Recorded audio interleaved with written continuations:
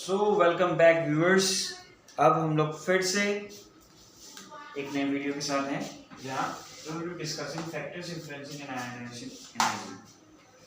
अभी थोड़ी देर पहले मैंने आप लोगों को एक डायग्राम दिखाया था जहां पर मैंने यहाँ पर 2 इलेक्ट्रॉन डाले, फिर मैंने यहाँ पर 8 इलेक्ट्रॉन डाली। अभी इस इलेक्ट्रॉन में से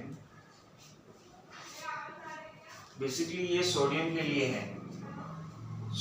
यहाँ पर देखो 2 है, यहाँ पे 8 है, यहाँ पे 1 है। अब आपको मालूम है कि ये क्या है? न्यूक्लियस। ये क्या है? न्यूक्लियस। ये न्यूक्लियस है। अब न्यूक्लियस में जितना दूर जाता है उतना क्या कम होता है? अगर न्यूक्लियस से शेल दूर जा रहा है तो न्यूक्लियर चार्ज का क्या होगा? Nuclear charge decreases. जितना दूर जाएगा उतना न्यूक्लियर चार्ज डिक्रीज होता है, क्योंकि वो न्यूक्लियस से उसका शेल का दूरी बढ़ रहा है। न्यूक्लियर चार्ज डिक्रीज कब होता है? जब एटॉमिक रेडियस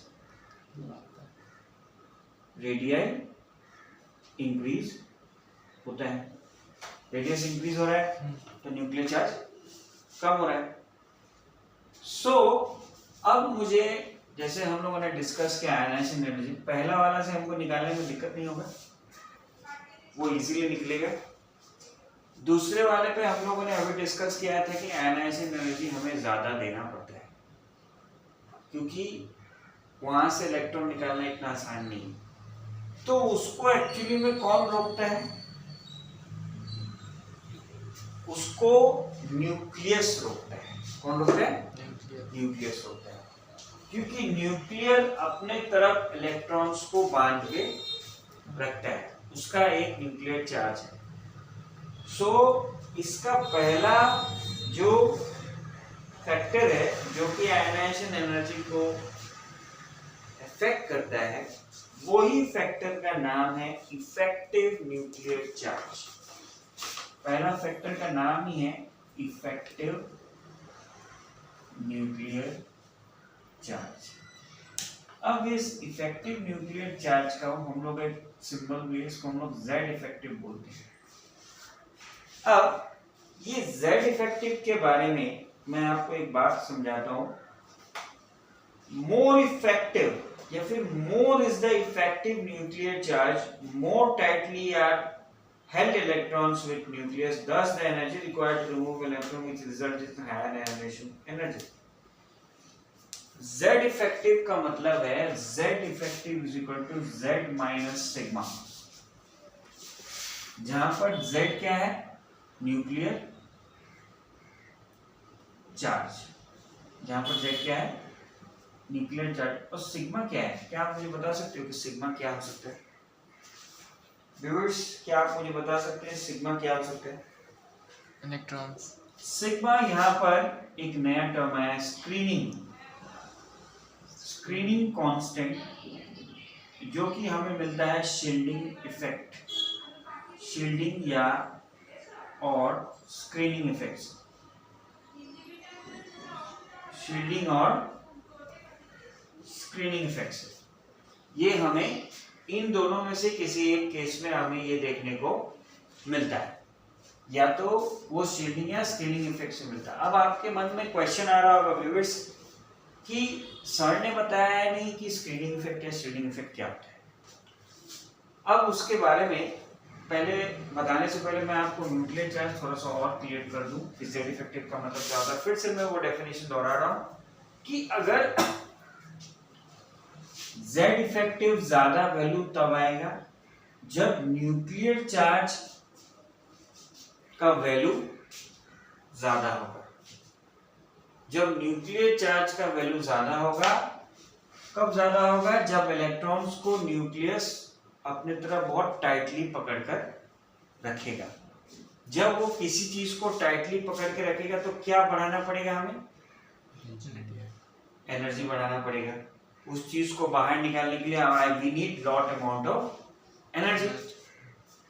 सो इसका मतलब यही है, मैं फिर से बता रहा हूं, more is the effective nuclear charge, more tightly are held electrons by the nucleus. जितना ज्यादा इफेक्टिव चार्ज होगा, इफेक्टिव न्यूक्लियर चार्ज, उतना ही इलेक्ट्रॉन्स को न्यूक्लियस अपने पास टाइट पकड़ के रखेगा और उतना ज्यादा अमाउंट में हमें एनर्जी लगाना पड़ेगा। दैट मीन्स उस जगह पर हायर अमाउंट ऑफ एनर्जी चाहिए। तो यहाँ पर इस फॉर्मूला में Z इफेक्टिव को निकालने के लिए हमें बताया गया है, Z इफेक्टिव में जिसमें Z को कहा गया है न्यूक्लियर चार्ज और सिग्मा को कहा गया है स्क्रीनिंग कांस्टेंट। अब क्वेश्चन आता है कि शील्डिंग या स्क्रीनिंग इफेक्ट क्या है। इसके बारे में मैं आपको एक सिंपल सा एक बात समझाता हूँ। ये न्यूक्लियस है, राइट? ये इसका फर्स्ट शेल है, ये इसका सेकंड शेल है, ये इसका थर्ड शेल। यहां इस इलेक्ट्रॉन को इस इलेक्ट्रॉन में अगर ये अट्रैक्ट करता है तो ये रिपेल भी तो करता है। जो यहाँ पर जो इलेक्ट्रॉन यहाँ ऑलरेडी बैठा हुआ, आपको पता है कि एक इलेक्ट्रॉन दूसरे इलेक्ट्रॉन के पास आने से वो लोग इजीली बैठते नहीं है, दे रिपेल। तो अगर ये बेसिकली ये सामने भी आता है तो ये लोग उसको वापस ठेल देते हैं। तो ठेलने से क्या होता है कि एक दूरी ऑलरेडी बनी हुई रहती है, ना ही अट्रैक्ट करने देता है ना ही दूर जाने देता है। तो उन लोगों में अट्रैक्शन भी है और रिपल्शन भी है। वो सामने आता है तो उसको वापस दूर कर देता है, क्योंकि इन दोनों का चार्ज सेम है, दोनों ही माइनस है, ये भी माइनस है और ये भी माइनस है। हमें ये पता है कि like charges repel and opposite charges attract. So इस चीजों के वजह से एक सिंपल सा बात है कि सिंस यहाँ 2 इलेक्ट्रॉन है, यहाँ 8 इलेक्ट्रॉन है और यहाँ पर 1 इलेक्ट्रॉन है। अब ये क्या ये 8 इलेक्ट्रॉन ये 1 इलेक्ट्रॉन को न्यूक्लियस को वापस अपनी तरफ खींचने देगा? क्योंकि उन लोग ऑलरेडी उसको रिपेल कर रहा है। तो रिपेल करने से क्या होता है, एक शील्डिंग इफेक्ट टाइप का जगह तैयार हो जाता है, जो वो इलेक्ट्रॉन्स को किसी और इलेक्ट्रॉन को उसके अंदर आने से नहीं देता, शील्ड करके रखता है कि कोई भी उसको तोड़कर बाहर नहीं ले जा सकता, ना ही कोई अंदर आ पाएगा ना ही कोई बाहर जा पाएगा। लेकिन शील्डिंग इफेक्ट सबसे ज्यादा कहाँ होगा? सबसे ज्यादा इसमें, उसके बाद इसमें, या मैं उल्टा बोल रहा हूं? सबसे कम कहाँ होगा? सबसे कम यहाँ होगा, उसके बाद यहाँ होगा, उसके बाद यहाँ होगा। या फिर उल्टा बोल रहा हूँ, यहाँ कम होगा, यहाँ उससे ज्यादा होगा, यहाँ उससे और ज्यादा होगा, क्योंकि यहाँ पर वो अकेले हैं, कोई भी उसको इजीली तोड़ के ले जाएगा। कब तोड़ पाएगा? जब उसका स्क्रीनिंग इफेक्ट कम होगा। और स्क्रीनिंग इफेक्ट मतलब अगर इसका वैल्यू कम होगा तभी तो इसका वैल्यू ज्यादा होगा और हमें एक पॉजिटिव आंसर मिलेगा। अंडरस्टूड? दैट मीन्स अगर स्क्रीनिंग इफेक्ट कम होगा तभी Z इफेक्टिव का वैल्यू ज्यादा होगा, और अगर स्क्रीनिंग इफेक्ट का वैल्यू कम है, ज्यादा है, तब Z इफेक्टिव का वैल्यू कहीं ना कहीं नेगेटिव में आएगा। ये पॉजिटिव मतलब ये सिंपल सा एकदम समझाने वाली बात है कि स्क्रीनिंग इफेक्ट यहाँ सबसे ज्यादा, उसके बाद यहाँ थोड़ा, उसके बाद यहाँ कम, राइट? और स्क्रीनिंग इफेक्ट क्या होता है? जब भी न्यूक्लियस से दूर जाता है तो न्यूक्लियर चार्ज घटता है और एटॉमिक रेडियस बढ़ता है। एटॉमिक रेडियस बढ़ने की वजह से ये इलेक्ट्रॉन को अगर ये अपने तरफ उसको खींचता भी है तो ये जो बाकी इलेक्ट्रॉन जो यहाँ बैठे हैं वो लोग उसको रिपेल करता है। तो एक ये लोग एक सिक्योरिटी की तरह बैठे हैं ना, एक शील्ड करके बैठे हैं, उस शील्ड को वो तोड़ने नहीं देते। That is why it is known as shielding और screening effect. So I hope आपको ये समझ में आया हो कि स्क्रीनिंग या शील्डिंग इफेक्ट क्या होता है। अब इसका एक फॉर्मूला भी है, इस फॉर्मूला से हम लोग शील्डिंग इफेक्ट का वैल्यू निकाल सकते हैं। ये फॉर्मूला आपको लिखना पड़ेगा, जो कि एग्जाम में कहीं ना कहीं आपको यूज होगा। That is sigma is equal to 0.35 into n shell plus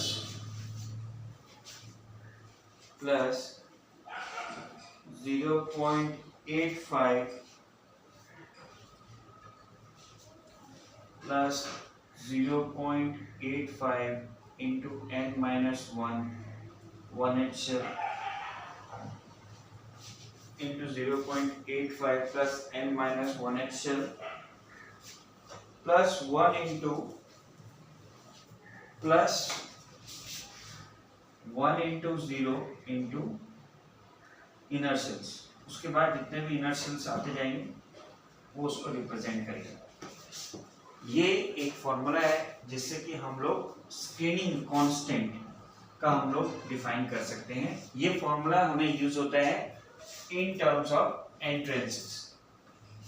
अब फॉर एग्जांपल अगर मैं एक एग्जांपल लूँ for let us talk about for एक एग्जांपल, आप अपना मर्जी से बताइए व्यूअर्स कि हमें कौन सा एग्जांपल लेना चाहिए। अगर मैं आपको एग्जांपल दूं, for example let us take zinc, zinc का इनर शेल का एटॉमिक नंबर कितना है आपको याद है? कैन यू से जिंक का इनर शेल का एटॉमिक नंबर कितना है?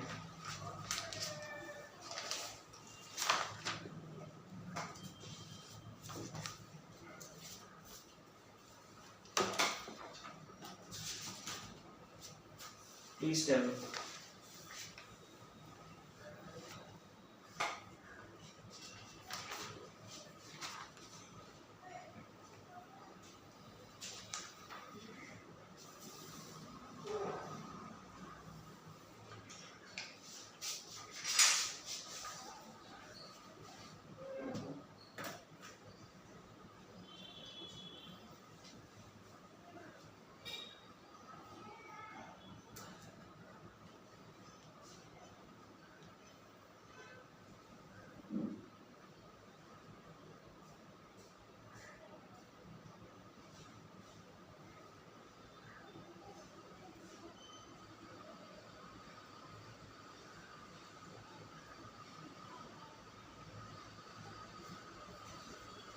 अब फॉर एग्जांपल अगर हम लोग ऑक्सीजन एटम लेते हैं O का इलेक्ट्रॉनिक कॉन्फ़िगरेशन है 1s2 2s2 2s2 2 के कितना 4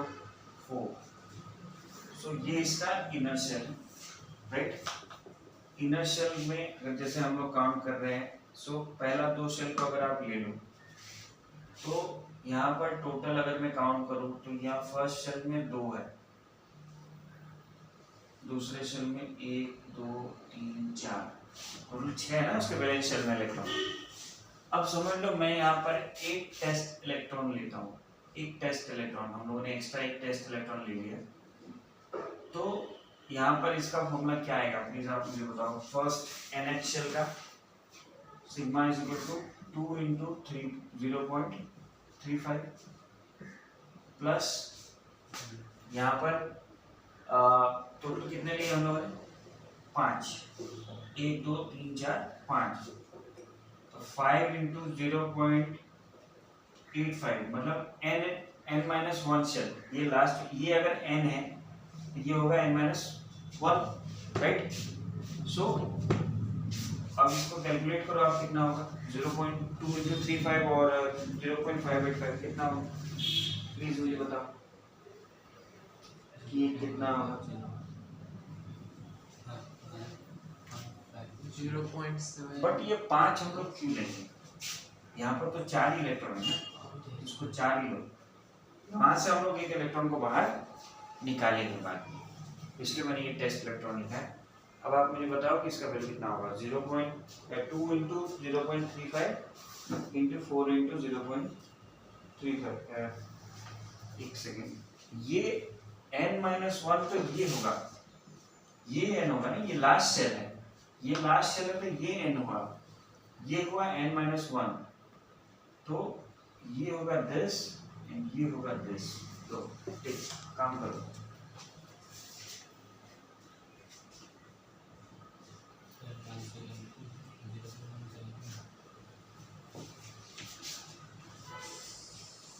कितना होगा प्लीज मुझे बताओ।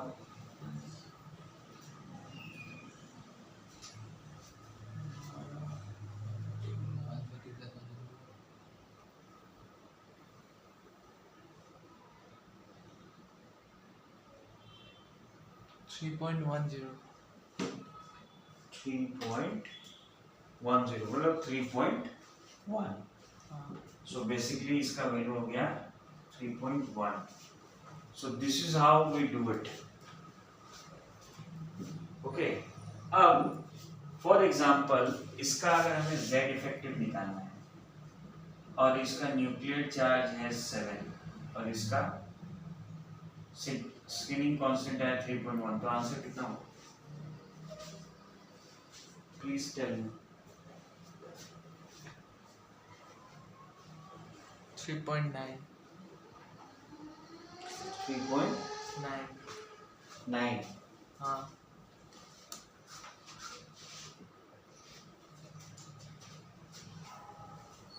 और अभी तक आप लोगों ने मुझे ये नहीं बताया है कि एक्चुअली में we are dealing here with oxygen.